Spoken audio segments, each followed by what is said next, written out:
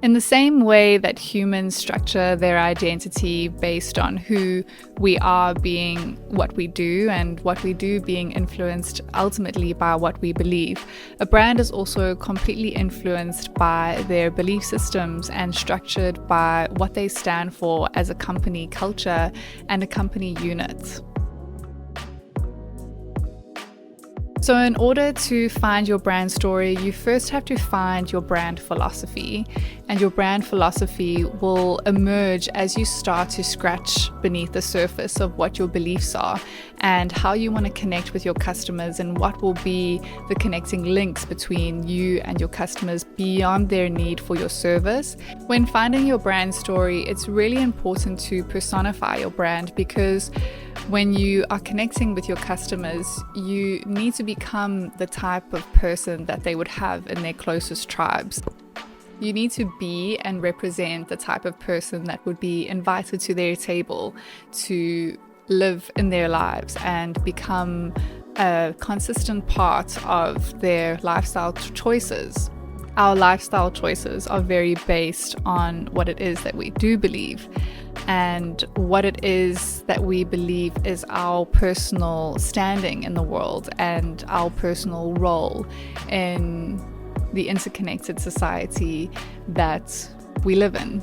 So when you start to write your brand story, it first requires a bit of reflection on your side, finding out what it is that you truly believe as a person about the world and about our place in the world, about how your product will be placed in the world, and also about how we are creating a future with our current actions. Sometimes the questions that come with creating your brand philosophy and your brand story, because they so often do reflect your own personal beliefs, it can be a little bit daunting and overwhelming in the beginning, because these may have been questions that we haven't asked ourselves in a while.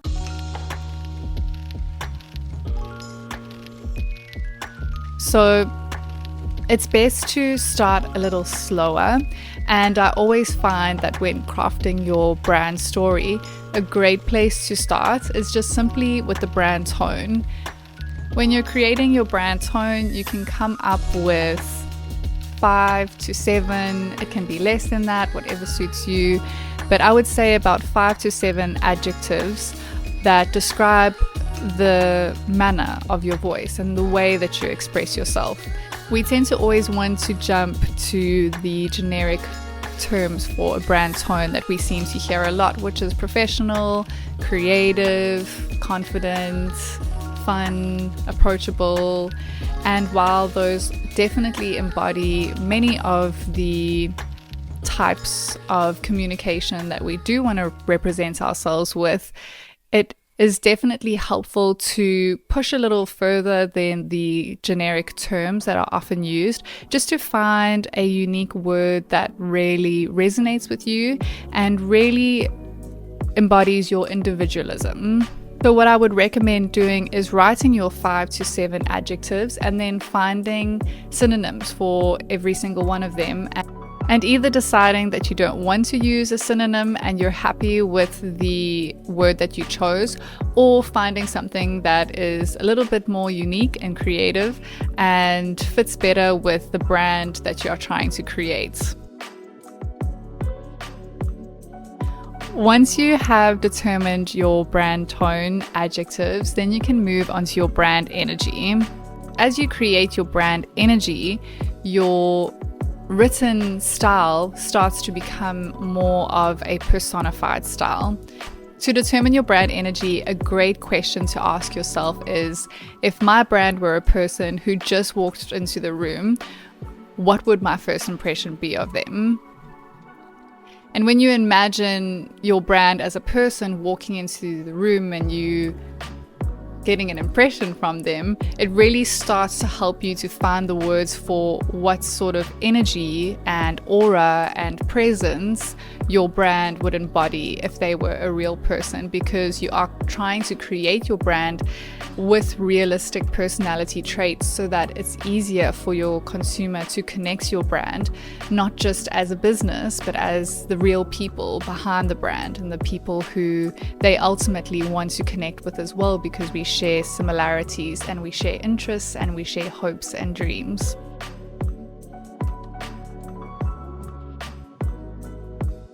Once you have 5 to 7 adjectives, or however many works for you, for both your brand tone and your brand energy, it is nice to just do 1 to 3 sentences on your brand personality.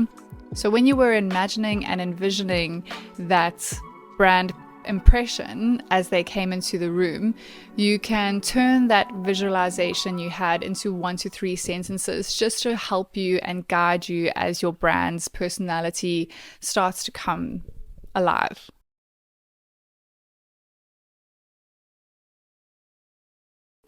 And now that your brand personality is coming together, it's easier to determine what your brand archetypes would be. I always follow Carl Jung's brand archetypes. It was actually his archetypes just for people in general, but it's been transferred into brand archetypes. It includes archetypes such as the caregiver, the hero, the lover, the everyman, the rebel, the sage, the jester, the magician, and a whole bunch of others. But you can easily find brand archetypes by just doing a Google search.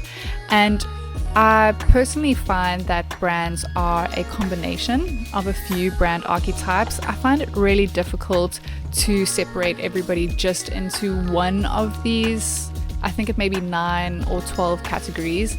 It's easier to create a person or a personified brand by choosing their top 3 sort of dominant characteristics or brand archetypes.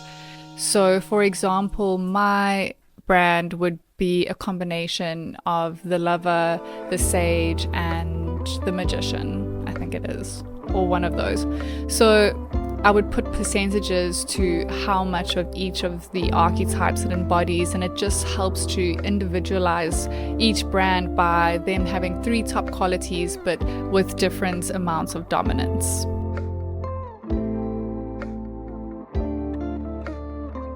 With your brand archetypes sorted, the foundation of your brand vibe is really starting to come together. So now you can move on to playing around with the word artistry and the actual writing and narrative of the brand. When you start to do your writing, a good place to begin is by taking a look at your competitors to see what everybody else is doing. It just helps you to also see what sort of writing you are drawn to and what sort of styles and phrases and verbiages are inspirational to you, so that you can take that as inspiration and make your own story. I generally choose a top competitor or a top source of inspiration, 1, 2, 3, and really hone into what it is that I'm so compelled by with them and what is really working for them. And it helps me to transfer, not copying the words, but transfer the essence and what is so strategic and effective about it into the writing that you will be doing for your own brand. When creating a brand story and getting your ideas together, it's always good to work on a Google Doc that allows you space to ideate and brainstorm. It's very helpful to just put all of your ideas in bullet point form and allow them to not be finished or perfected or fully rounded, and just allow yourself to be all over the place and kind of get everything that is on your heart and on your mind and everything that needs to be said, kind of the logistical, factual knowledge, get it all down in bullet point form so that you can start pulling things into their respective subheadings.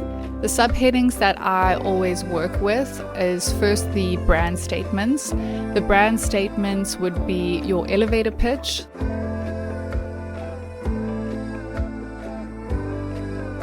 So a 30-second pitch that would explain to somebody in a ride up the elevator what you do, why you do it, who you do it for, and how you do it. It's a really strong sentence, or max 2 sentences, but I'd really recommend just sticking to 1 sentence. And it just cuts it down to the absolute skeleton, most powerful and impactful words of what you do. So a good way to structure your elevator pitch is: who am I? What am I doing? Who am I doing it for? And how am I doing it? And just using those verbs and adjectives to make it stronger and individualized to you. The elevator pitch is something that you should tweak forever. Keep tweaking it. I'm not saying change it often, but be open to allow your elevator pitch to evolve as you do, and as you have a better understanding of what your consumers want to hear and what it is that you do that is so different, because that's something that you tend to find along your journey and just get a better idea of as you work with more and more people. The other things that I would include in brand statements would be the mission statements, the vision statements, the brand ethos, and a slogan or a few slogans to choose from, because slogans can also be taglines. So it's a nice thing to work with, just so that you have a couple of taglines to use for your paid advertising and the way that you pitch your product on social media. When writing a mission statement, it needs to, again, like the elevator pitch, be as short as possible. 1 sentence. If you can get your mission statement down to a couple of words, then you're really nailing it. The more short it is, the more impactful it is, and it needs to be less fluffy, because my shortcoming with writing is always being fluffy and sounding good. It needs to sound less good and feel more. It needs to be really actionable, really believable, really robust and to the point. A good question to ask yourself when you are writing your mission statements is, why am I doing what I am doing? It's the exact sort of philosophy that Simon Sinek has. To find your why statements is to find your mission statement. So asking the why and finding a really concise answer, and allowing yourself a couple of days to ponder on it, refine it, change it, and explore what your personal why is. And if you're not too sure and you're struggling with that section, then Simon Sinek is a really good person to refer to when trying to find your mission statement. Your vision statement is the same question, why am I doing what I'm doing, but more for the future. So your vision statement is something that should encompass what you see in 5 years, what you see, your ripple effects as a brand, and your culture and your ethics, how you see that having an impact on the world, but also your company as an entity, and how that's also another way to write your vision statements, is how you would like your company to be positioned and who you would like your company to be to your consumers in the next 5 to 10 years. Your brand ethos is a paragraph or something that just embodies what your values are. A few sentences to say something about the way that you give your service, what you care about behind the scenes, and what are the fundamental value-based foundations that drive the decisions that you make as a business. And then your slogan, I would honestly leave your slogan for last, but if you have a couple of ideas, then now is a good time to put them together. And a slogan is generally something that I feel like will be 2 words or a few words that you see in the narrative of your brand story that really nails it and embodies your impact in the way that you deliver your service. So if you don't find your slogan straight away, then wait until you are done with your brand story, and that should go for all of the statements that you've just written. It is a lot easier to just jot your ideas down in the beginning, and as your brand story and your brand philosophy start to come together, it's easier to come back to those statements and refine them and make them a lot stronger and a lot better. Okay, now with your brand statements starting to take shape in the background, you can move on to crafting your brand story. Brand story is very rarely completely perfect or everything that you want in the first draft. So it's important to be realistic with your goals and to not expect yourself to nail it in the first draft, or to not put so much pressure on yourself to have it ready within the first draft. It takes a lot of refinement, a lot of editing, and a lot of tweaking to create something that is really, really good and reads really beautifully and has a strong flow. So keep going until you nail it. A great book to read when you are writing your brand story is Building a Story Brand by Donald Miller. He's very, very helpful in that book. But one of the biggest takeaways from the book is people need to know what you do, why you do it, where you do it, and who you do it for within the first 5 seconds of reading your brand story. So make sure to include that. Other things to include would be a fantastical sort of narrative introducing your story, as well as some background. Always try and include the features of your product in a creative way, but make the story something that customers can really relate to and resonate with. Make it a story that's interesting, a story that has a quality to it that keeps people captivated.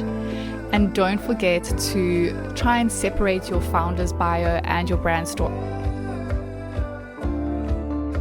Your brand has a story of its own, just as you do, and while a founder's bio is absolutely imperative, it is nice for your brand to have its own story that makes the consumer the hero. The brand is not the hero, the consumer is the hero, and you are the hero in the background where people can learn more about you and go deeper down the rabbit hole of your brand by getting to your founder's bio after they've gotten to know who your brand is as a person. Other tips for writing a brand story is make it short as possible, 250 words. Make sure that your sentences are not too long and wordy. Use synonyms for adjectives where you can. And remember that ChatGPT is good for just creating a base draft. If you use ChatGPT's version, it's often very generic and has a quality to it that is very obviously AI generated. So just use ChatGPT to assist you and not to actually write for you. Be creative and keep trying and keep refining and keep working at it. And if you need help, then contact us. Thank you so much. I hope that helped.